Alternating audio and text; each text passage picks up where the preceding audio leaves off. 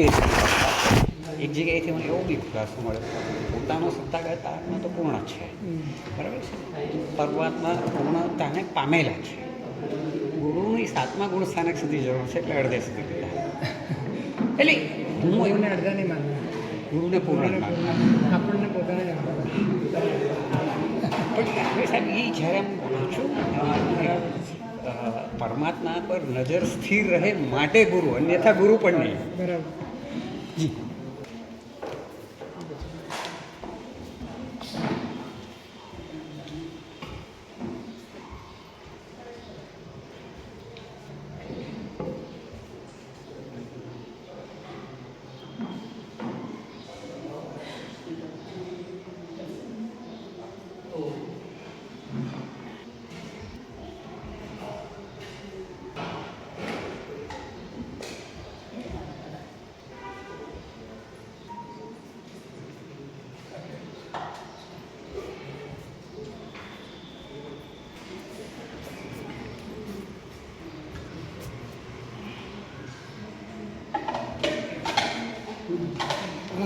ભૂલી ગયેલો. ક્રિયા કરતા કોઈને આઠ ના પડે એટલે બેસી ગયા, આઠ પડી ગઈ પછી એકદમ ઉપયોગ કરો.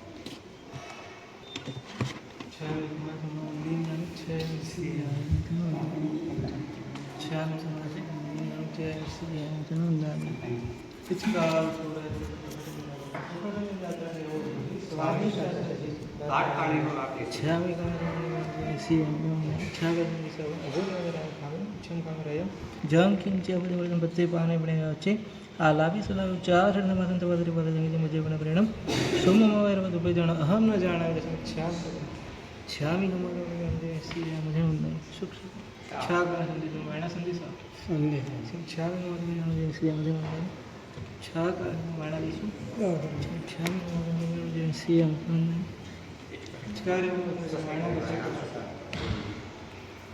નમો હરિહંદાણ નમો દાણમ નમો હરિયમ નમો વજ્રાયણમ નમો લોય સવ્વસાહમ એ સો પંચનમુક્કારો સવ પાવક પ્રણાસમ મંગલારમ શુભ્રેશમ પૂર્ણમ હોય નમો દુર્વાર રાગાદિ વૈરિવાર નિવારણે અર્હતે યોગિનાથાય મહાવીરાય તમે પન્નગે ચ સુરેન્દ્રે ચ કૌશિકે પાદસંસ્પૃશી નિર્વિશેષ મનસ્કાય શ્રીવીર સ્વામીને નમઃ.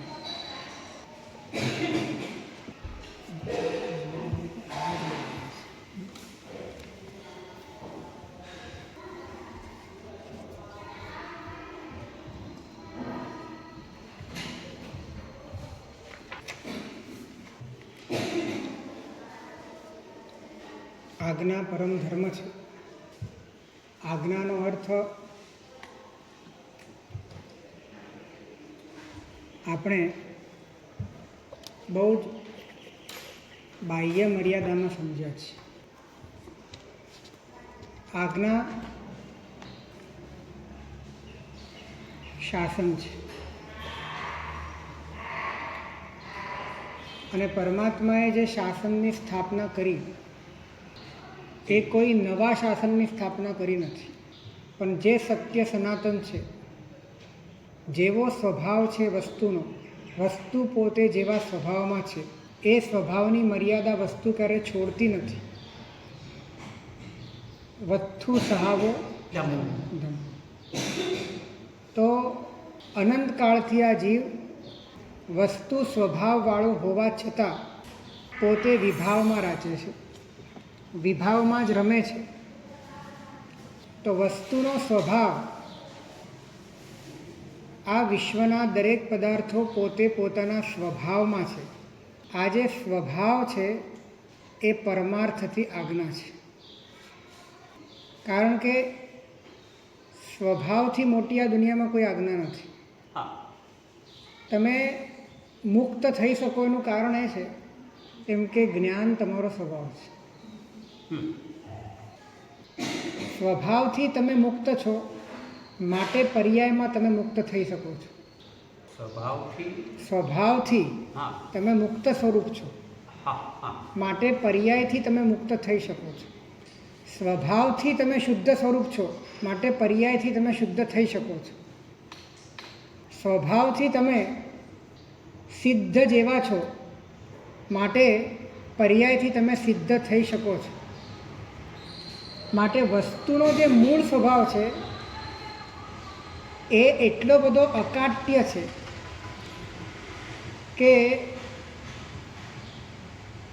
ત્રણેય કાળના બધા ઇન્દ્રો ભેગા થઈને પણ એને બદલાવી શકતા નથી. સનાતન સત્ય છે.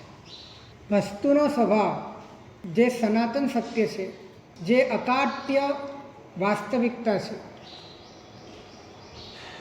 જેને ભૂલવાથી આ જીવ ભ્રાંત થયો છે, એ વસ્તુના સ્વભાવમાં રહેવાની જગ્યાએ પર પદાર્થો સાથે પોતાનો સંબંધ ઊભો કરી પરને પોતાનો સ્વભાવ માની કે પરના સ્વભાવને પોતાનો સ્વભાવ માની વિભાવમાં રાચે છે. આ અધર્મ છે. એટલે વસ્તુના મૂળ સ્વભાવથી વિપરીત જવું, વિપરીત રહેવું એ અધર્મ છે. સત્ય ક્યારે સ્થપાતું નથી. સત્ય પ્રતિષ્ઠિત હોય છે. પ્રતિષ્ઠિત સત્યની પ્રરૂપણા થઈ શકે, પ્રતિષ્ઠિત સત્યની પ્રતીતિ થઈ શકે, પ્રતિષ્ઠિત સત્ય એમાં પરિણમન થઈ શકે, અનુભૂતિ થઈ શકે. અને એ માટેની જે વ્યવસ્થા છે કે જે વ્યવસ્થા સત્યમાં પરિપૂર્ણ રીતે પ્રતિષ્ઠિત થયેલા તીર્થંકરો દ્વારા સ્થાપવામાં આવી છે, કે જેના માધ્યમે તમે પ્રતિષ્ઠિત સત્યમાં પ્રતિષ્ઠિત થઈ શકો. પ્રતિષ્ઠિત સત્ય છે અનંતકાળથી, અનાદિકાળથી અનંતકાળ સુધી ત્રિકાળ પ્રતિષ્ઠિત એવું જે સત્ય છે એમાં તમે પ્રતિષ્ઠિત થઈ શકો. તમારા જ સત્યમાં તમે પ્રતિષ્ઠિત થઈ શકો, તમારા સત્યને તમે અનુભવી શકો, તમારા સત્યમાં તમે સ્થિર થઈ શકો અને અસત્યથી તમે દૂર જઈ શકો. એવી જે વ્યવસ્થા છે એ વ્યવસ્થાનું નામ શાસન. એટલે ખરેખર આજ્ઞાનો અર્થ પરમાર્થથી જોઈએ તો વસ્તુનો સ્વભાવ છે. વસ્તુનો સ્વભાવ એ જ આજ્ઞા છે. આજ્ઞા શબ્દ બને છે આ સમંતાત જ્ઞાયતે. એટલે કે આ સમંતાત, આ સમંતાતનો અર્થ થાય છે કે જે સતત ચારે બાજુથી જ્ઞાયતે જણાય છે. તો 24 કલાક તમને શું જણાય છે? માત્ર ને માત્ર જ્ઞાન જ એવું છે કે જે 24 કલાક જણાય છે. બાકીની બધી વસ્તુઓ જ્ઞેય તરીકે પલટાયા કરે, પણ જ્ઞાન 24 કલાક જણાયા કરે. અને જ્ઞાન એ વસ્તુનો મૂળ સ્વભાવ છે. એ વસ્તુના મૂળ સ્વભાવમાં રહેવું એ આજ્ઞા છે.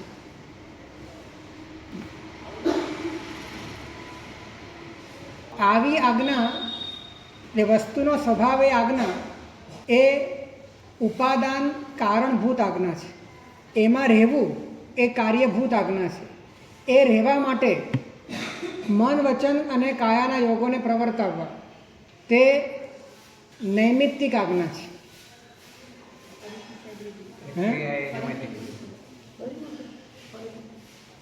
વસ્તુનો મૂળ સ્વભાવ જે ત્રણેય કાળ વિદ્યમાન છે. એક વાત ધ્યાનમાં રાખજો કે આત્મામાં ઠરવા જેવી કોઈ જગ્યા જ ન હોય તો તમે પરિણમન ક્યાં કરો? તમે ઠરો ક્યાં? તમે સ્થિર ક્યાં થાઓ? આટલી બધી અસ્થિરતા વચ્ચે તમારો મૂળ સ્વભાવ એ અનિશુદ્ધ વિરાજમાન છે, એ પોતાની ધ્રુવતા સાથે, પોતાની અચલતા સાથે એ સહજ રીતે વિદ્યમાન છે. માટે તમે તમારા બાહ્ય ભાવો અને વિભાવોને છોડીને એની વચ્ચે રહેલું પોતાના શુદ્ધ સ્વરૂપમાં તમે સ્પર્શી શકો, સ્થિર થઈ શકો. એટલે તમારી સ્થિરતાનું ઉપાદાન કારણ કોણ છે? ઉપાદાન કારણ. ઉપાદાન કારણ. હા. હા, ઉપાદાન કારણ ત્રિકાળ વિદ્યમાન જ્ઞાન સ્વભાવ છે. દ્રવ્ય. એટલે ઉપાદાન કારણભૂત આજ્ઞા, ઉપાદાન કારણભૂત આજ્ઞા એ વસ્તુનો સ્વભાવ છે, એટલે કે આત્માનો સ્વભાવ છે. એમાં પરિણમવું, એમાં ઉપયોગ સ્થિર થઈ જવો એ ઉપાદાન કાર્યભૂત આજ્ઞા છે. એટલે કે અનંતકાળમાં નિગોદમાં હતા, એકેન્દ્રિય, બેન્દ્રિય, તેન્દ્રિય, ચૌરેન્દ્રિય, પંચેન્દ્રિયમાં, અસંગનીમાં, સંગનીમાં જ્યારે પણ હતા અને સિદ્ધ થઈશું એ ત્રણેય કાળમાં વસ્તુનો સ્વભાવ તો અક્ષુણ્ણ હતો, પરંતુ એટલે કારણભૂત ઉપાદાન આજ્ઞા કાયમ માટે હાજર હતી. હા, એ તો ત્યાં બરાબર ને? કારણભૂત ઉપાદાન આજ્ઞા કાયમ માટે હાજર હતી, ઓર્ડર કાયમ માટે હાજર હતો, વસ્તુનો સ્વભાવ હાજર હતો. પરંતુ ત્યાં પરિણમવાનું ન થયું, ત્યાં ઢળવાનું ન થયું, ત્યાં સમાઈ જવાની ક્રિયા ન થઈ. એટલે આજ્ઞાની હાજરીમાં આજ્ઞાનો ભંગ થયો. ખ્યાલ આવ્યો ને? હા. આજ્ઞાની હાજરીમાં આજ્ઞાનો ભંગ થયો. અને આ આજ્ઞાનો ભંગ એ જીન આજ્ઞાનો ભંગ છે. કારણ કે પરમાત્માએ વસ્તુનું જેવું સ્વરૂપ કહ્યું એવા સ્વરૂપમાં રહેવું એ જ પરમાત્માની આજ્ઞા છે. રણનો આના ભંગે ઇકુચ્ય હોય નિગ્રહો હોય, સવ્વણનું આણ ભંગો અનંતસો નિગ્રહો હોય. અનંતકાળમાં રખડપટ્ટી થઈ એનું કારણ આજ્ઞા હાજર હોવા છતાં આજ્ઞામાં પરિણમન થયું. વસ્તુનો સ્વભાવ હાજર હોવા છતાં વસ્તુના સ્વભાવ તરફ ઢળાયું નહીં. રાજભવનના પ્રવેશ દ્વારમાં નહીં પ્રવેશેલા દ્રમકની જેમ આપણે બહાર ને બહાર આટા મારતા રહ્યા અને પરમાત્માની કૃપા ન થઈ, કર્મ વિવર આવ્યું નહીં, લઘુકર્મિતા ઉત્પન્ન થઈ નહીં અને આજ્ઞા સમજાઈ નહીં. આજ્ઞા સમજાઈ નહીં. આજ્ઞા સમજાવી એટલે શું સમજાવું?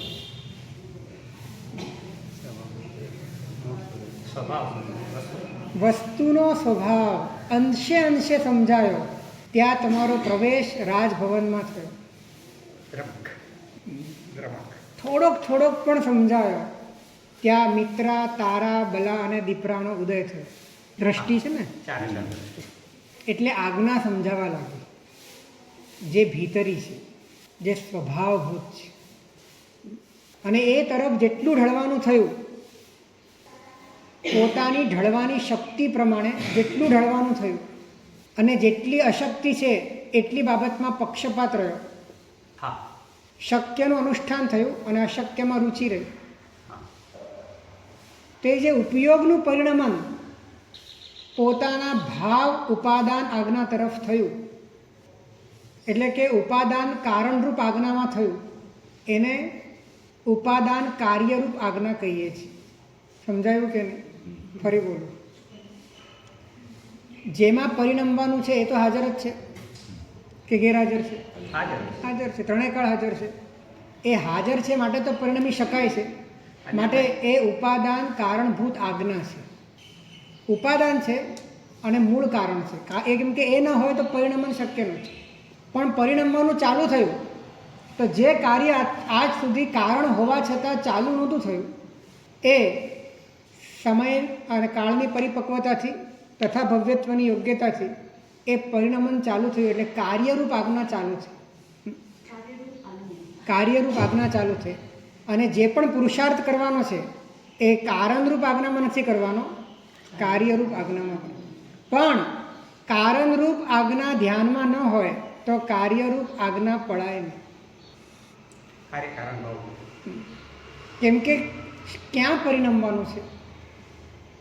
પોતાના સ્વભાવમાં. તો એ સ્વભાવનું ભાન હોવું જોઈએ, સ્વભાવનું લક્ષ્ય હોવું જોઈએ, સ્વભાવનો બોધ હોવો જોઈએ, સ્વભાવની પ્રીતિ હોવી જોઈએ, સ્વભાવની રુચિ હોવી જોઈએ, સ્વભાવની જાગૃતિ હોવી જોઈએ અને સ્વભાવની અનુભૂતિ હોવી જોઈએ.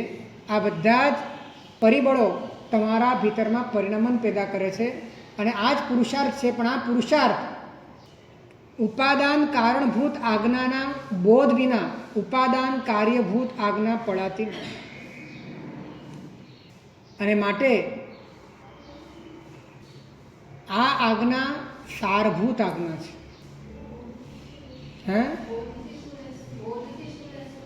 બોધથી જે ઉપયોગ, સક્રિય ઉપયોગ, પર્યાયરૂપ ઉપયોગ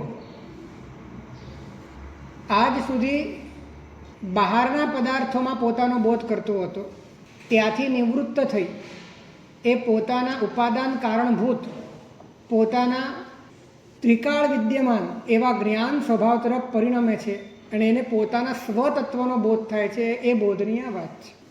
તો બોધ તો હું શરીર છું એમાં પણ છે, અનુભવ થશે. અનુભૂતિ કહો, અનુભવ કહો, એક ક્ષણિક છે, એક પરંપરા છે. પરંતુ અનુભવ થાય એના પહેલાં પણ એ તરફનું જે ઢળાવ છે એ પણ એક પુરુષાર્થ છે. એ તરફની જે દ્રષ્ટિ છે એ પણ એક પુરુષાર્થ છે. એનો જે પરોક્ષ બોધ છે એ પણ એક પુરુષાર્થ છે. એના સિવાયનું બાકીનું બધું વ્યર્થ છે એવો જે બોધ છે એ પણ એક પુરુષાર્થ છે. આ બધો જ પુરુષાર્થ ધીરે ધીરે તમને આજ્ઞા તરફ લઈ જાય છે અને આ આજ્ઞા સારી રીતે પળાય. કઈ આજ્ઞા? ઉપાદાન કાર્યભૂત આજ્ઞા. એ સારી રીતે પળાય એને માટે નિમિત્તભૂત આજ્ઞાઓ આપણને આપી છે. એટલે કે આપણો ઉપયોગ આપણામાં સમાય, આપણા તરફ ઢળે, પોતાના સ્વભાવમાં સ્થિર થાય અને પરથી છૂટો થાય, પરનો રસ તૂટી જાય, પર સાથેનું તાદાત્મ્ય છૂટી જાય, પર પ્રત્યેની અભિમુખતા ખરી પડે. એને માટે જે પણ યોગાત્મક સ્તરે પુરુષાર્થ કરવાનો છે, તમે યોગ સાથે જ અનંતકાળથી જીવી રહ્યા છો. સંસારી જીવનો ઇતિહાસ છે કે અનંતકાળથી તાદાત્મ્ય યોગ સાથે છે. યોગ એટલે કે મન, વચન અને કાયા. અને એના કારણે બન્યું છે એવું કે ઉપયોગ પણ યોગના નિમિત્તે પ્રવર્તે છે. એટલે કે સ્વતંત્ર રીતે નથી પ્રવર્તતો, યોગના નિમિત્તે ઉપયોગ પ્રવર્તે છે. એટલે ઉપયોગને પ્રવર્તાવવા માટે શરીર પણ જોઈએ છે, ઉપયોગને પ્રવર્તાવવા માટે મન પણ જોઈએ છે, ઉપયોગને પ્રવર્તાવવા માટે બાહ્ય આલંબનો પણ જોઈએ છે, શ્રુતનું બળ પણ જોઈએ છે. તો આ બધાના માધ્યમે ઉપયોગ પ્રવર્તે છે, ઉપયોગ બદલાય છે, ઉપયોગમાં એક પુરુષાર્થ કરવાનું બળ ઉપજે છે. તો આ બધા શું છે? નિમિત્ત છે કે જે નિમિત્તથી ઉપયોગમાં પરિવર્તન આવી શકે છે. એને દિશા ચિંધણું થઈ શકે છે, એને આંગળી ચિંધણું કરી શકાય છે કે તારો મૂળ સ્વભાવ તારા ભીતરમાં છે. આ બધું જ પરાયું છે. આજે સદગુરુના શબ્દો મળ્યા અને કાને પડ્યા, એનું ચિંતન થયું, એનું શ્રવણ થયું. એ શું છે? એ શું છે? એ કઈ આજ્ઞા છે? આ નૈમિત્તિક આજ્ઞા છે. નૈમિત્તિક આજ્ઞા છે. હવે એને સમજવા માટે પર પદાર્થો, એની જંજાળ, મોહમાયા, આસક્તિ, એનો સંગ છોડવો પડે. તો પોતાના જીવનને એટલું નિર્મળ બનાવવાનો જે આખો પ્રયાસ છે, આયાસ છે, એ પણ કાયાના સ્તરે થાય છે, મનના સ્તરે થાય છે. માટે એ પણ નૈમિત્તિક આજ્ઞા છે. પણ એ નૈમિત્તિક આજ્ઞાનો સંબંધ કોની સાથે છે? તો કે ઉપાદાન કાર્યભૂત આજ્ઞા સાથે. અને ઉપાદાન કાર્યભૂત આજ્ઞાનો સંબંધ કોની સાથે છે? ઉપાદાન કારણભૂત આજ્ઞા સાથે છે. હવે સાહેબ, આપે જે કીધું ને, ઉપયોગ એ યોગની અંદર રહીને થાય છે, તો યોગ તો છે ત્યાં સુધી છે. ત્યારે યોગ છે, પણ યોગની આધીનતા ઉપયોગમાં નથી. પછી યોગ અઘાતી કર્મના કારણે છે. 13મા ગુંઠાણા પછી જે યોગ વિદ્યમાન છે એ યોગનું કારણ અઘાતી કર્મનો ઉદય છે. પરંતુ યોગ છે માટે ઉપયોગ સમજાય છે અને યોગના નિમિત્તે ઉપયોગ પ્રવર્તે છે. ઉપયોગની સ્વતંત્રતા નથી સમજાતી. આવી સ્થિતિ એ અજ્ઞાન દશા છે. હે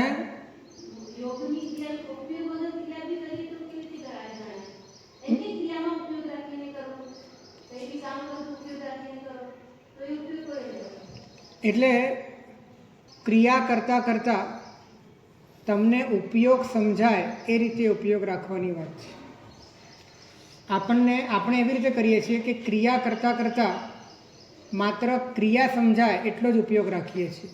પણ ક્રિયા કરતાં કરતાં ઉપયોગ સમજાય એ રીતે ઉપયોગ રાખો તો ઉપયોગ રાખ્યો કહેવાય.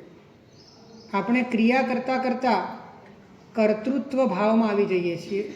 ક્રિયા કરતાં કરતાં આપણે માત્ર કાર્ય પરત્વેનો ઉપયોગ રાખીએ છીએ અને કાર્યમાં ગયેલો ઉપયોગ એ માત્ર કાર્યના જ આકારવાળો બની જાય છે અને કાર્યના જ આકારવાળો જે ઉપયોગ છે એમાં ઉપયોગની જાગૃતિ પછી રહેતી નથી.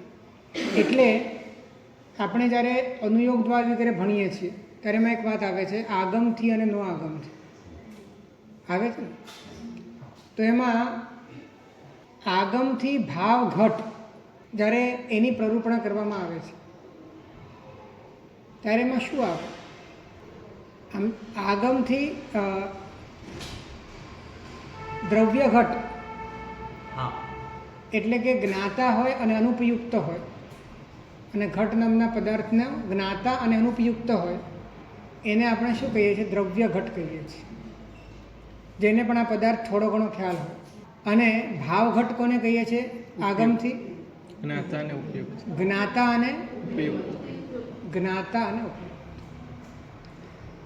એટલે કે એ જાણે પણ છે અને ઉપયોગવાળો પણ છે. એટલે કે એ પદાર્થને પહેલાં પણ એને જાણ્યો છે અને વર્તમાનમાં પણ એને અનુભવ છે. તો જેમાં તમારો ઉપયોગ હોય ત્યારે તમે એ ગણાવો. એટલે કે ઘટમાં તમારો ઉપયોગ છે તો તમે ઉપયોગ નહીં ગણાવો. તમે કોણ ગણાવો? તમે ઘટ ગણો. તો તમારો ઉપયોગ, આ બહુ મોટી પરિભાષા છે, આ આધ્યાત્મિક એંગલ છે કે તમારો ઉપયોગ જેમાં હોય એ તમે ગણાવો.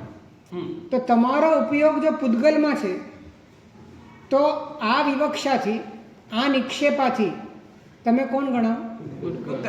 તમે ઉપયોગ નહીં ગણાવો, તમે પૂતગલ ગણાવો. કેમ કે તમારો આકાર પૂતગલનો ઉપયોગનો પૂતગલમય છે. બહુ ઊંડી વાત છે અને બહુ સૂચક વાત છે કે તારો ઉપયોગ જે આકારવાળો હશે, એટલે કે તું જાણતો પણ હશે અને તારો ઉપયોગ એટલે કે જાગૃતિ એની અંદર હશે તો તું એ વખતે એ જ હશે, તું નહીં હોય.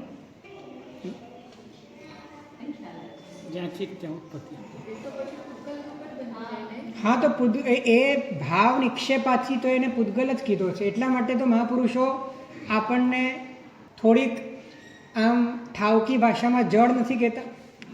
હે જળ. તો એ જળ કેમ કહે છે? આ નિક્ષેપાથી જ કહે છે.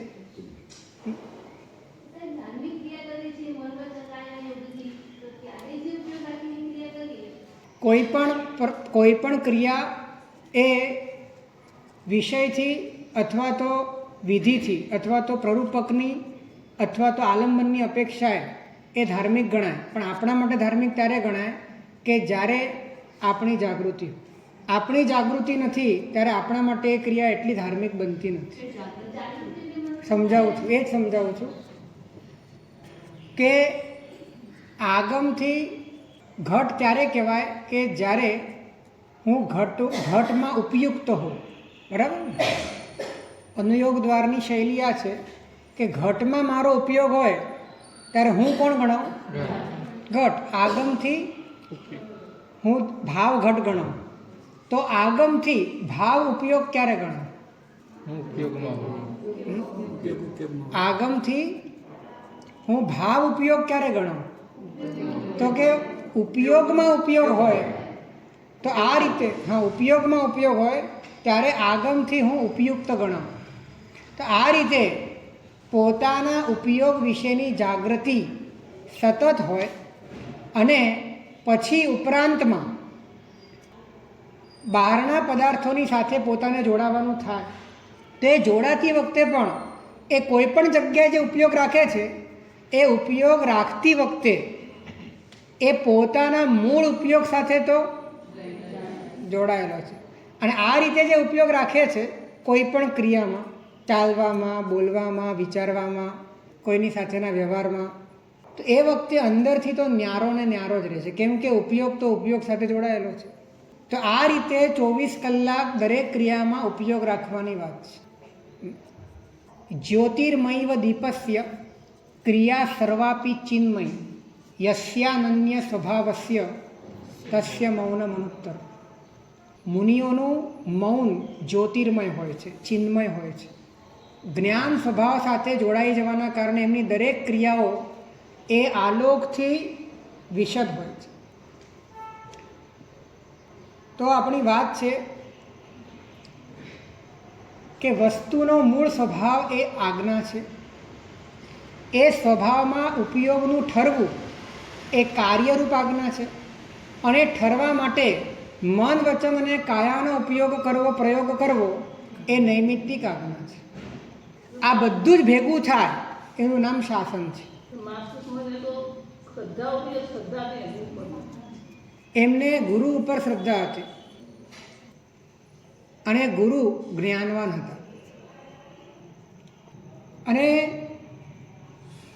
સમર્પણના બળે પોતાના અહંકારને નાથીને જ્ઞાનાવરણીયનો ક્ષયક્ષમ નહોતો, પણ મોહનીયનો ક્ષયક્ષમ હતો. એટલે વધારે જાણી ન શક્યા, પણ જાણનારને જાણી શક્યા. વધારે ભણી ન શક્યા, પરંતુ પોતાના મૂળ સ્વરૂપને સમજવા માટેની પાત્રતા કેળવી શક્યા.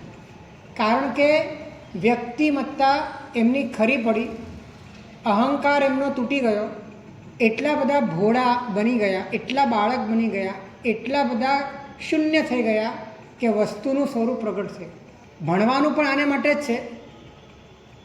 ભણ્યા પછી જો ભણવાનો અહંકાર આવે છે, ભણ્યા પછી જો એનું વ્યક્તિત્વ ઊભું થાય છે, ભણ્યા પછી માત્ર શબ્દોના ઢાંચામાં જો આપણે પુરાઈ જઈએ છીએ અને પંડિતાઈના પ્રદર્શનની ઘેલછા પોતાના ભીતરમાં ઊભી રહે છે, તો આપણા માટે માર્ગ એ દુરારાધ્ય થઈ જાય છે.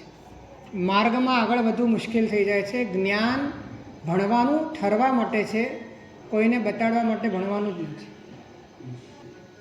તો આજ્ઞાનો સંબંધ જ્યારે આવી રીતે હોલિસ્ટિક રીતે, સંપૂર્ણ રીતે, સર્વાંગીણ રીતે જ્યારે સમજતા નથી, ત્યારે આપણે દિશાહીન બની જઈએ છીએ. ત્યારે માત્ર નૈમિત્તિક આજ્ઞા એ જ આજ્ઞા, અને એ આજ્ઞાઓને આગળ કોઈ માર્ગ મળતો નથી.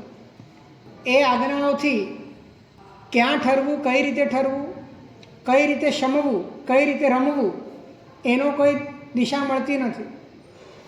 ત્યારે આજ્ઞાઓ પ્રત્યે ભીતરમાં જે સદ્ભાવ, અહોભાવ, આદરભાવ, પ્રેમભાવ જાગવો જોઈએ, એની જગ્યાએ પોતાના જીવનમાં ઉત્પન્ન થયેલી અનેક પ્રકારની વિમાસણોના કારણે, અનેક પ્રકારની પોતાના ભીતરમાં ઉત્પન્ન થયેલી સંશયો અને ભ્રમણાઓના કારણે આજ્ઞાઓ પ્રત્યેનો અનાદર જાગે છે. એટલે આજ્ઞા પરિપૂર્ણ સમજવી જોઈએ. અને પરિપૂર્ણ આજ્ઞા સમજો ત્યારે ચરણ કર્ણનું યોગ, ગણિતાનું યોગ, ધર્મ કથાનું યોગ, આ બધામાં પાછળ કયો શબ્દ આવે છે? અનુયોગ. અનુયોગનો અર્થ છે કે જે યોગનો અર્થ છે જે તમને તમારા સ્વરૂપ સાથે જોડાવ્યા, અને સ્વરૂપ સાથે જોડવામાં જે તમને મદદ કરે એનું નામ અનુયોગ છે. ચારે ચાર અનુયોગો કેટલાક નૈમિત્તિક આજ્ઞાના સ્તરથી, કેટલાક ઉપાદાન કાર્યભૂત આજ્ઞાના સ્તરથી, આ બધા જ અનુયોગો તમારી ઉપર કામ કરે છે. એ બધા જ અનુયોગોનો અંતે ડેસ્ટિનેશન એ ઉપાદાન કારણભૂત આજ્ઞા છે. એટલે ઈર્યા સમિતિ પાળીએ છીએ એ પાળતા પાળતા, ચાલતા ચાલતા કઈ રીતે સાક્ષી ભાવમાં ચાલ્યા જવાય એની આખી વ્યવસ્થા ઈર્યા સમિતિમાં ગોઠવેલી છે. જે એક યુગ પ્રમાણનું માપ બતાડ્યું છે.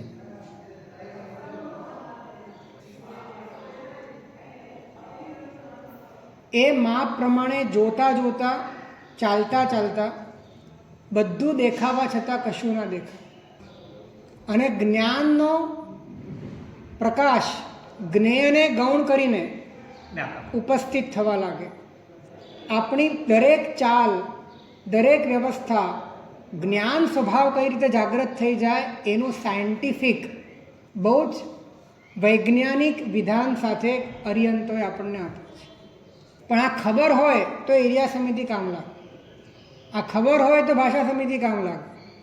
દરેક વાત સાચવીને ઉપયોગને બહારથી ખસેડી અંદરમાં પોતાના સ્વભાવમાં લીન કરવા માટે દરેક આજ્ઞા છે એ કાયાના સ્તરની આજ્ઞા હોય, વાણીના સ્તરની આજ્ઞા હોય, મનના સ્તરની આજ્ઞા હોય, જીવનના સ્તરની આજ્ઞા હોય, સંયોગોની વચ્ચેની આજ્ઞા હોય, દશવૈકાલિકની હોય, આચારાંગની હોય, દરેક આજ્ઞા છેલ્લે અંતર્મુખ થવા માટે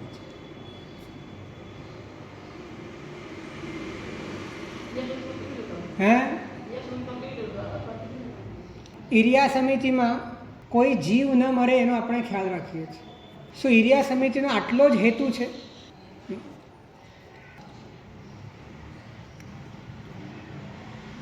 અને જ્યારે તમે ચાલતા હો એક યુગ પ્રમાણ એનું જે માપ બતાડ્યું છે, આપણે એ રીતે લગભગ ઈર્યા સમિતિ પાળતા પણ નથી. આપણે જે ઈર્યા સમિતિ પાળીએ છીએ એ મોટા ભાગે નીચે જોઈને પાળીએ છીએ. જે એક યુગનું માપ બતાડ્યું છે એ માપમાં જો ચાલવા લાગો તો સ્વાભાવિક રીતે તમારા ભીતરમાં સમત્વ આવવા લાગે છે. ખૂબ સ્વાભાવિક રીતે તમારા ભીતરમાં બધા જ પદાર્થો, કેમ કે માપ એવું છે એ એવું નિશાન છે કે આ રીતે ચાલતા ચાલતા બધું દેખાવા છતાં તમને કશું જ ન દેખાય બધું છતાં કશું જ ન દેખાય. તો ધીરે ધીરે દ્રશ્યની ગૌણતા થાય અને દ્રષ્ટિની અને દ્રષ્ટાની પ્રધાનતા થાય અને જીવ ન મરે એ દ્રવ્ય યત્ના અને જીવથી છૂટો ન પડે એ ભાવ યત્ના છે. અને આ બંને યત્ના પડાય ત્યારે ઈર્યા સમિતિ પૂરી થાય. એક પણ ક્ષણ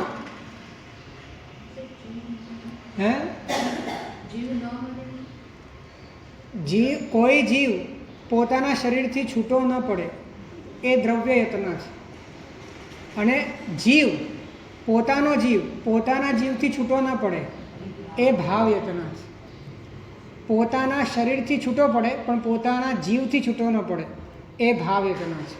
અને આ ભાવ યત્ના સતત જળવાય એ રીતની જ પરમાત્માની આજ્ઞા છે. ઉલટું દ્રવ્ય યત્નામાં અપવાદ છે, ભાવ યત્નામાં કોઈ અપવાદ નથી. દ્રવ્ય યત્ના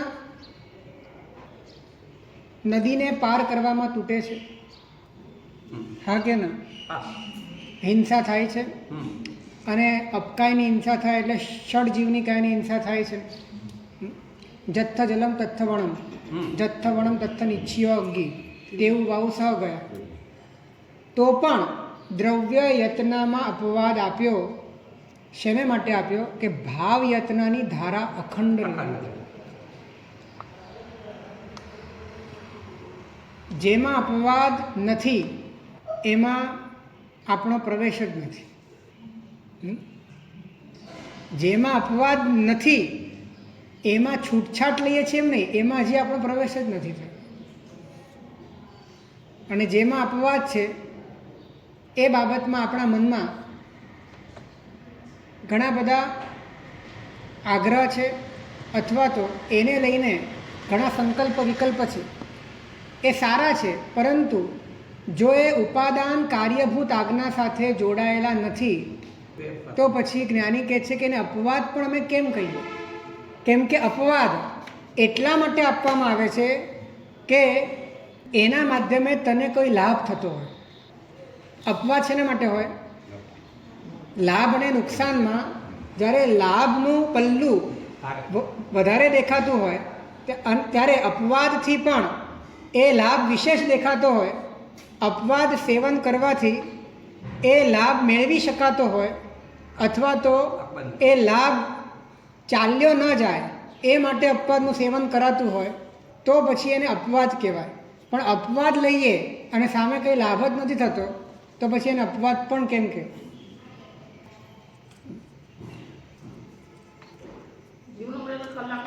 હે મૈત્રી આદિ 4 ભાવના ભાવવાની, બરાબર. એ બાહ્ય જીવો માટે ભાવવાની કે આપણા માટે ભાવવાની? કોને માટે ભાવવાની? પોતાના માટે. એમના પ્રત્યે ભાવો છો, પણ ભાવો છો કોના માટે? પોતાના માટે જ ને. 12 ભાવના પણ પોતાને અંતર્મુખ કરવા, 4 ભાવના પણ પોતાને અંતર્મુખ કરવા, પોતાની બહિર્મુખતા તોડવા માટેનો જ આખો વ્યાયામ છે. એના સિવાય બીજું કાંઈ જ નથી. આ બધું જ કરીને છેલ્લે અંતરલીન થવાનું છે. આને માટેનો આપણો ઉત્સાહ કેટલો છે! અને બધા જ પરમાત્માએ બતાડેલા વ્યાયામ, આયામ, અલગ અલગ પદ્ધતિ, અલગ અલગ વૈચારિક, શાબ્દિક, કાયિક જેટલા પણ આચાર વિચાર છે એ બધાનો યથાયોગ્ય ઉપયોગ આપણે ઉપાદાન કાર્યભૂત આજ્ઞા માટે કરી શકતા હોઈએ તો વાસ્તવમાં આપણે ઉત્સર્ગ અને અપવાદના અધિકારી ગણાય. હે અત્યારે સામૂહિક રીતે જે રીતે પ્રવાહ ચાલે છે એ રીતે ચાલે છે અને નભાવવા માટે એ રીતે ચલાવવું પડે છે. પરંતુ વાસ્તવમાં ઉત્સર્ગ અને અપવાદ, જો ઉત્સર્ગ આજ્ઞા છે કે અપવાદ આજ્ઞા છે? શું વાત કરો છો? આજ્ઞા ઉત્સર્ગ છે કે આજ્ઞા અપવાદ છે? ઉત્સર્ગ કોને બતાડ્યો? અપવાદ કોને બતાડ્યો? ભગવાને જે બતાડ્યું તે શું છે? આજ્ઞા. હવે આ બંને શેને માટે બતાડ્યું?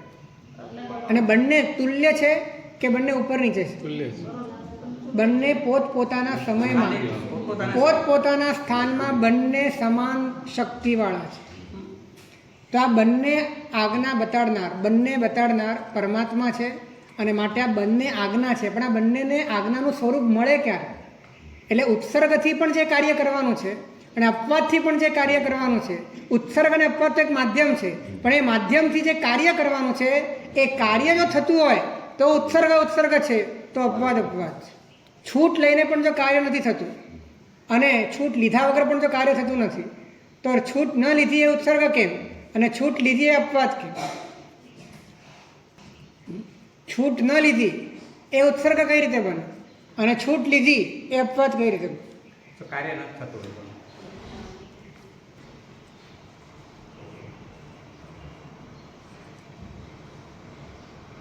દ્રવ્યાનું યોગ એ ઉપાદાન કાર્યભૂત આજ્ઞા માટે મનના સ્તર ઉપર કામ કરવાવાળો પરમાત્માએ ઉપદેશેલો બહુ જ અદ્ભુત શ્રુત ખંડ છે. ચરણ કરનાનું યોગ એ મુખ્યત્વે કાયા ઉપર, મન વચન અને કાયા ઉપર કામ કરે છે. દ્રવ્યાનું યોગ મન અને ઉપયોગ ઉપર કામ કરે છે. હવે ચરણાનું યોગ તો ખ્યાલ છે ને? ચરણાનું યોગની 2 ગાથાઓ છે, પિંડ વિશુદ્ધિ વગેરેની. તો એ બધા જ પરિબળો એ તમારા મનને, તમારા વચનને, તમારી કાયાને એ બહારના આકર્ષણોથી, બહારના સંગથી, બહારના પરિબળોથી તમને તોડે છે અને ભીતર માટેની તમારી લાયકાત ઊભી કરે છે. એટલે એ પણ એ જ કામ કરે છે. ધર્મકથાઓ તમારા ભીતરમાં ઉત્સાહ જગાડે છે. ગણિતાનું યોગ, કર્મના ગણિતો સાંભળ્યા પછી અને વિશ્વનું આખું સ્વરૂપ જાણ્યા પછી તમે હચમચી જાઓ છો કે ખરેખર ભટકવા માટે અને જન્મ મરણ કરવા માટે અનંત સ્થાન છે, અનંત કાળ છે, માટે સાવધાન થઈ જવા જેવું છે. આ બધા જ અનુયોગ તમને બહારથી તોડે છે અને ભીતરમાં લાવે છે, પણ ભીતરમાં જવું ક્યાં, ઠરવું ક્યાં, એની જે શિક્ષા આપે છે એ દ્રવ્યાનુયોગ છે. અને માટે 4 અનુયોગમાં સૌથી શ્રેષ્ઠ અનુયોગ જો કોઈને કીધો હોય તો કયો છે?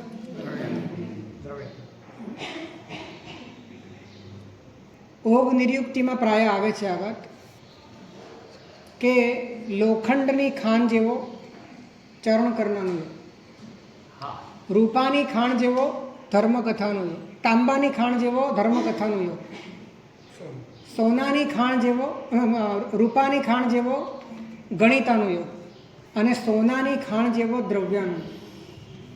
તો ત્યાં પ્રશ્ન કર્યો કે દ્રવ્યાનુયોગ સોનાની ખાણ જેવો છે અને ઓગ નિર્યુક્તિ એ તો લોખંડની ખાણ જેવું છે, તો પછી ચરણ કરનાનું યોગની તો હાનિ થઈ ગઈ. તો ત્યાં કહ્યું કે સોનાની ખાણમાં કામ કરવું હોય ને તો પણ શું જોઈએ? લોખંડના કોદાળા જોઈએ, પાવડો જોઈએ. એટલે તમારી મન વચન કાયાની પણ ભૂમિકા ઘડાય તો તમે દ્રવ્યાનુયોગને તમે પ્રાપ્ત કરી શકો. આ બધા જ ઈશારા, આ બધી સૂચનાઓ એ આપણને લિંક કરી આપે છે કે નૈમિત્તિક આજ્ઞાઓ એ ઉપાદાન કાર્યભૂત આજ્ઞા માટે છે અને ઉપાદાન કાર્યભૂત આજ્ઞા એ ઉપાદાન કારણભૂત આજ્ઞામાં આશ્રય કરવા માટે. આ રીતે આજ્ઞાનું સર્વસ્વ સમજવું જોઈએ. જ્યાં સુધી આ રીતે તમે આજ્ઞાને સમજતા નથી ત્યાં સુધી યા તો તમે ઉત્સર્ગવાદી બનશો અને યા તો તમે અપવાદવાદી બનશો, પણ તમે આત્મલાભવાદી નહીં બનો. જે આત્મલાભવાદી હોય, શબ્દ વાપર્યો છે કે ગીતાર્થ સાધુ કેવો હોય તો કે વાણિયા જેવો, આવો શબ્દ વાપર્યો છે. વાણીઓ શું કરે કે જ્યાં લાભ દેખાય ત્યાં લોટી જાય. એવી રીતે ગીતાર્થ સાધુ એને આત્મલાભથી મતલબ છે અને એ આત્મલાભમાં પ્રામાણિકપણે જાગૃત થયેલો ગીતાર્થ સાધુ એને જેનાથી ઉત્સર્ગથી લાભ થાય તો ઉત્સર્ગ, અપવાદથી લાભ થાય તો અપવાદ, જેનાથી લાભ થાય એનાથી પોતાનું કાર્ય કરે એનું નામ ગીતાર્થ છે. પરંતુ જો આ વાત સમજાતી નથી, આજ્ઞા પરિપૂર્ણ રીતે સમજાતી નથી તો શું થાય છે? કાં તમે ઉત્સર્ગવાદી બનશો, એટલે કે યા તો તમે અપરિણત બનશો યા તમે અતિ પરિણત બનશો.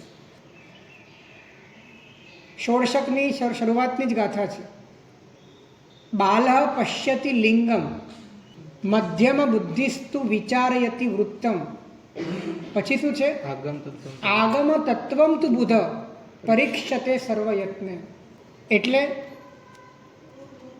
જે અપરિણત છે એ માત્ર વેશ જુએ છે, જે અતિ પરિણત છે એ માત્ર આચાર જુએ છે, પણ જે પરિણત છે એ તત્વને જુએ છે. તો આપણે આપણા પોતાના વ્યક્તિગત જીવનમાં ન ઉત્સર્ગવાદી બનવું કે ન અપવાદવાદી બનવું, પરંતુ આપણે આત્મવાદી બનવું. જે આત્મવાદી બને એનો ઉત્સર્ગ સાચો, એનો અપવાદ પણ સાચો. એ ઉત્સર્ગના સમય ઉત્સર્ગ જ લે, અપવાદના સમય અપવાદ જ લે.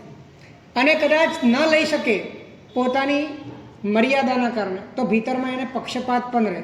અને આ રીતે નૈમિત્તિક આજ્ઞાના સ્તરે પણ શુદ્ધ રહે, ઉપાદાન કાર્યભૂત આજ્ઞાના સ્તરે પણ શુદ્ધ રહે અને અંતે ઉપાદાન કારણભૂત આજ્ઞા રૂપે પરિણમે. તો આ રીતે આજ્ઞાની બાબતમાં આજે જે પણ ઝઘડાઓ થઈ રહ્યા છે કે અમે આજ્ઞા પાળીએ છીએ, તમે આજ્ઞા નથી પાળતા, એ કઈ આજ્ઞાને લઈને વાત ચાલે છે? નૈમિત્તિક આજ્ઞા. હવે એ નૈમિત્તિક આજ્ઞા પાળવા માટે જે ઝઘડાઓ થાય છે એમાં ઉપાદાન કાર્યભૂત આજ્ઞાને કોઈ સંબંધ કરો? કોઈ જ લેવા દેવા. હવે એની સાથે સંબંધ ન હોય તો એને નૈમિત્તિક દ્રવ્ય આજ્ઞા પણ કહેવાય કે નહીં? હા કે ના? શું કહેવું છે? કાર્ય થતું નથી, કાર્ય થતું નથી. અને માત્ર નૈમિત્તિક દ્રવ્ય આજ્ઞાને પકડીને અહંકાર, રાગ, દ્વેષ અને માત્ર રસગારો, વૃદ્ધિગારો અને શાતાગારો અને વ્યક્તિત્વનો વિલાસ ઊભો થાય તો જ્ઞાની કહે છે અનંત સંસાર ઊભો થાય. આજ્ઞાના નામે પણ અનંત સંસાર ઊભો થઈ શકે. એટલે આપણે કેટલું ચેતવા જેવું છે કે આપણે કોઈને પણ જજ કરી લઈએ છીએ અને નાની મોટી એની વાતો એના અંતરને જાણ્યા વિના, એના ભીતરને સમજ્યા વિના આપણી દોષ દ્રષ્ટિ એ બધે જ કામે લાગી જાય છે. આપણે આત્માર્થી બનવું જોઈએ. અને આ દુનિયામાં જે આત્માર્થી નથી એ વ્યક્તિ અપવાદી હોય કે ઉત્સર્ગી હોય, પણ એ માર્ગસ્થ નથી. માર્ગસ્થ થવું હોય તો આજ્ઞાના પૂર્ણ સ્વરૂપને તમારે સ્વીકારવું જોઈએ. માત્ર વ્યવહારિક આજ્ઞાનું સ્વરૂપ નહીં, નૈશ્ચયિક આજ્ઞાનું સ્વરૂપ પણ વ્યવહારિક આજ્ઞા સાથે જોડાયેલું હોવું જોઈએ. અને આ રીતે જ્યારે પૂર્ણ આજ્ઞા તમે સમજો છો ત્યારે જ તમે વાસ્તવમાં માર્ગમાં પ્રવેશ કરી શકો છો. માર્ગમાં તમારો ઉત્તરોત્તર વિકાસ થતો જાય છે અને મંજિલ પ્રત્યે તમે જેમ જેમ આગળ વધો છો તેમ તેમ તમારા જીવનમાં એની રોનક દેખાતી જાય છે, અંતર્મુક્તતા દેખાય છે, વિરક્તતા દેખાય છે, ઉપશાંતતા દેખાય છે, શૂન્યતા દેખાય છે અને જાગૃતતા દેખાય છે.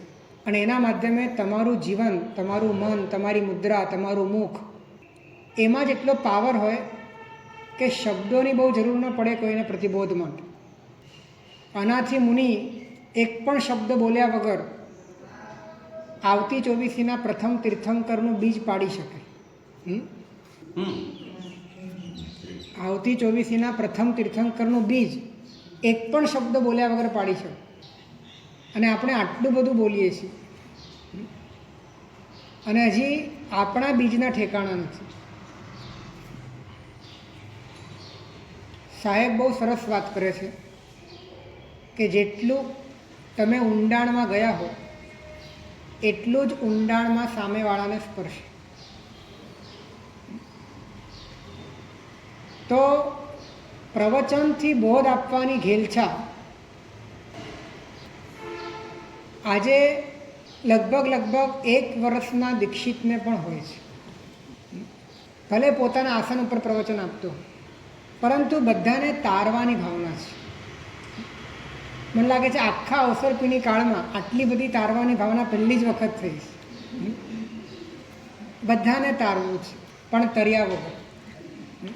બધાને જ બોધ આપવો છે પણ બોધ પામ્યા વગર. પણ એમાં પ્રભાવના કોની થાય છે ખબર છે? પ્રભાવના માર્ગની નથી થતી, ઉન્માર્ગની થાય છે. કારણ કે હરિભદ્ર શ્રી મહારાજે આવશ્યકની દશવૈકાલિક નિરુક્તિમાં હરિભદ્ર ભદ્રભાવ સ્વામીએ લખ્યું છે કે તમે જેવું અનુભવતા હો તમારા ભીતર, તમે ભલે શાસ્ત્રની વાતો કરો, શાસ્ત્રમાં વાંચીને વાત કરો, એક પણ શબ્દ તમારા ઘરનો તમે ન ઘાલતા હો, પણ જેવું તમારું વેદન હોય, તમે અનુભવતા જેવું એવું જ સામેવાળાને વિનિયોગમાં મળે છે. એટલે તમે મિથ્યાત્વનું વેદન કરો છો તો મિથ્યાત્વ, અને વાત તમે શાસ્ત્રની કરો છો, પણ સામેવાળામાં જે વિનિયોગ થવાનો એ મિથ્યાત્વનું થાય. જેવું વેદન એવો વિનિયોગ થવાનો. એટલે સાચો વિનિયોગ કરવો હોય તો આપણે આપણું વેદન જ બદલી નાખીએ. વેદન બદલ્યા પછી તમારી દ્રષ્ટિથી પણ વિનિયોગ થાય છે, તમારા સ્પર્શથી પણ વિનિયોગ થાય છે, તમારા સાનિધ્યથી પણ વિનિયોગ થાય છે. અને પ્રવચન તો છેલ્લી વાત છે. તો આજ્ઞાના સ્વરૂપને સર્વાંગીણ રીતે સમજીને જ્યારે આગમ નો આગમ તણો ભાવ તે જાણો સાચો પછી શું છે? આત્મ ભાવે સ્થિર હોજો પર ભાવે મત. સમસ્ત આજ્ઞાનો સાર આટલો છે. આત્મ ભાવે સ્થિર હોજો, પર ભાવે મત રાચો રે. 5 મહાવ્રત એને માટે છે, 25 ભાવના એને માટે છે, 12 અનિત્યાદી ભાવના એને માટે છે, 4 મૈત્ર્યાદી ભાવના એને માટે છે, પિંડ વિશુદ્ધિ એને માટે છે. બધા જ પ્રકારના મન વચન કાયાના વ્યાયામો કેવળ પરથી પોતાની જાતને છોડાવવા અને કેવળ પોતાના સ્વભાવમાં લાવવા માટે અનેક પ્રકારના ઉપાયોથી પરમાત્માનું શાસન એક જ કાર્ય કરવા માંગે છે. તો મૂળભૂત આજ્ઞા ખબર હોય અને દ્રવ્ય આજ્ઞા એ પુરુષાર્થ છે, અને પુરુષાર્થ કરવા માટેની સામગ્રી એ નૈમિત્તિક આજ્ઞા છે. આવું જો બરાબર સમજાય તો યથાર્થ રીતે આજ્ઞાના ક્ષેત્રમાં આપણે આગળ વધી શકીએ અને એ આજ્ઞા આપણા માટે ભવ નિસ્તારિણી બની શકે, એ આજ્ઞા આપણા માટે નિર્વાણ પ્રદાયની બની શકે, એ આજ્ઞા આનંદદાયની બની શકે, એ આજ્ઞા આપણા ભીતરમાં સતત ને સતત પરમાત્માના સ્વરૂપની ઝાંખી કરાવી શકે. માટે આવી આજ્ઞાને પાળવા માટે આપણે પુરુષાર્થ.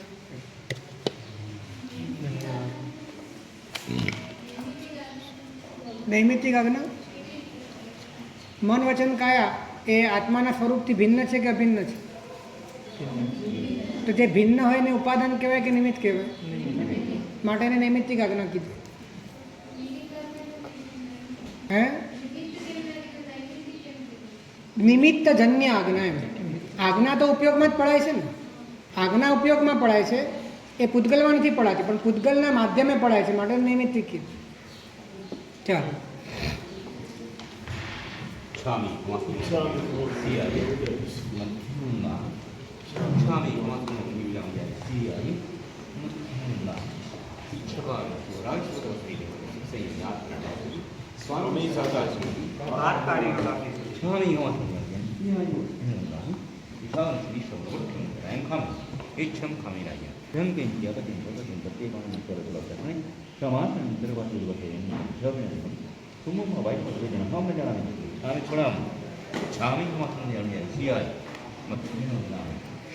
અહીંથી જેટલી પણ વાતો કહેવામાં આવે છે એ લાગણી પેદા કરવા માટે નથી કે આપણે અત્યાર સુધી સાવ જ ખોટા હતા અને આપણે જે કર્યું બધું જ નકામું છે, પરંતુ આપણને જે અવસર મળ્યો છે એને કઈ રીતે આપણે હવે સાધી શકીએ, બસ આ ભાવ ઉત્પન્ન થાય એને માટે છે.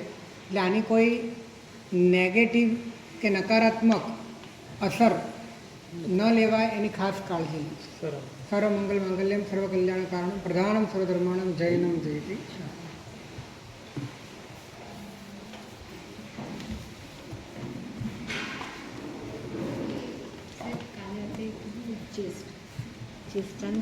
ચેષ્ટાલંબન એ તો શરૂઆતમાં થશે ને, પછી જેમ જેમ 5-10 દિવસ થશે ને એટલે કન્ટિન્યુટી આવતી જશે.